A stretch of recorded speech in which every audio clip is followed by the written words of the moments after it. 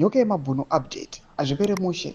Nguva nzi nyoka yemabhunu anozivikanwa kuti is an lieutenant wageza panguva ino anozivikanwa kuti ari mumaoko emapurisa munyika yeSouth Africa, apo panoonekwa kunzi pane vanhu vari linked aiwa nemazimbabwean officials especially vanhu vekuSecurity vanouya vachimutsvaka vomubata kusvikira aiswa mumaoko emapurisa. Panguva ine vatiri kuona kuti kusailenswa kwakaitiwa ndekwekunyaradza kuti varegere kukonzeresa mamassive protest ari against the Zimbabwean leader.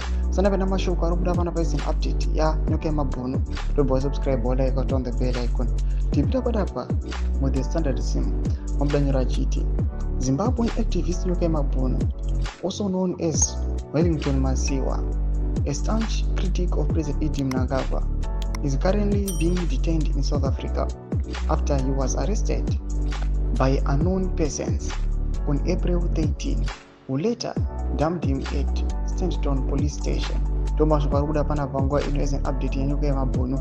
Anoonekwa kunzi aiwa nyoka yemabhunu akanga akabata aiwa channel yakanga ine vanhu vaimufollowa vanotosvika more than 90,000 people vari kumufollowa vachifollowa maupdates ake maprotest anga ari aligned kuna Bombshell Geza. Aonekwa panguva ino kunzi Bombshell Geza as lieutenant ndiye aikurudzira vanhu aiwa kunoprotesta, but you've seen kuti he has been trapped nemamwe maagents at the ruling party ZANU-PF through my donations and the likes. Zvinoonekwa kunzi ndo mabatiro avo akamuita. Panapa panoonekwa kunzi anoonekwa munyika South Africa asina maproper papers ekunzi aiwa ange achigara imomo, ndo nhau yava kumubatira as a way to silence him. Ina comment section medu muzamafunguro enyu mutumbi pamusoro pechitu ichi. Ina comment section medu subscribe or like on the bell icon.